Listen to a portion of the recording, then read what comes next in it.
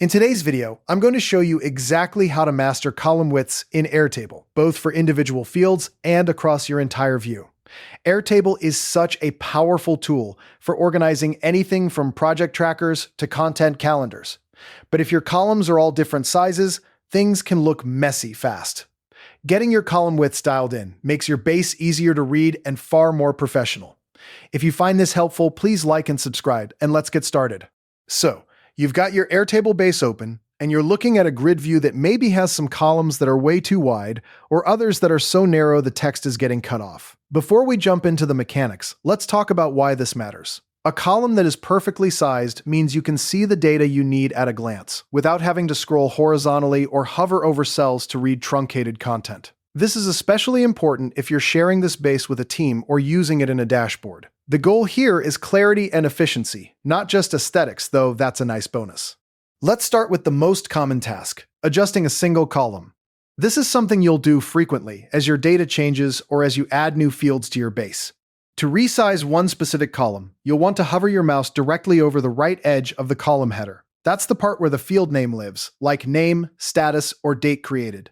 You don't click on the name itself. You need to land right on the thin vertical line that separates one column header from the next. As soon as your cursor is in the right spot, you'll see it change from the standard pointer arrow into a double-headed arrow icon. Some people describe it as a left-right arrow or a horizontal resize cursor. That's your visual cue that you're in the right place. Once you see that double-headed arrow, go ahead and click and hold your mouse button, then drag to the left to make the column narrower, or to the right to make it wider.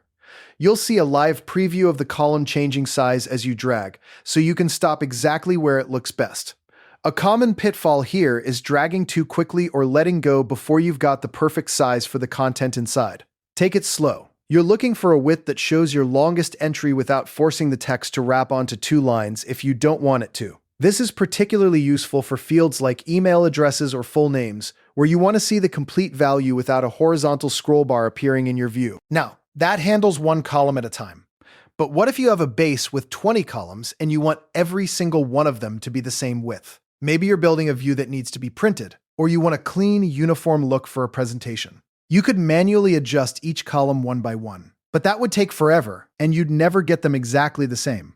There's a much smarter way, and that brings us to our second technique, setting the exact width for all columns at once. For this, you're going to use your keyboard in combination with your mouse. Start by holding down the Shift key on your keyboard. Keep it held down throughout the entire process.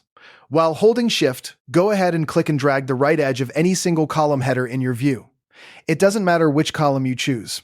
As you drag, something magical happens. Every other column in your grid view resizes automatically to match the exact width of the column you are dragging. So, if you drag your Notes column to be 150 pixels wide, every other column will snap to that same 150 pixel width. This is a huge time saver. One important thing to watch out for here. This will override any manual column width you might have set previously. If you have a column with a very long URL that you had widened to fit, and a column with a simple checkbox that you had narrowed down, using this shift drag method will make them all perfectly identical. That can be great for uniformity, but sometimes you actually need a column to be a different size. So use this when you want symmetry. And remember that you can always go back and individually fine-tune a column or two after the bulk resize. A best practice I like to follow is to first use the shift drag method to get all columns to a baseline width, usually something comfortable like 120 or 150 pixels, and then go through and manually widen the columns that hold longer content like description or comments. That gives you a clean, organized base that is still functional for your actual data.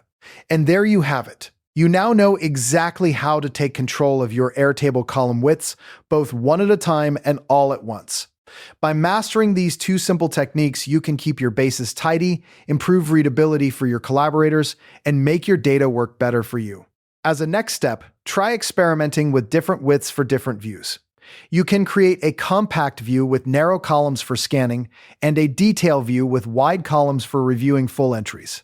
And if you ever need to reset, you can always use these same steps to make quick adjustments.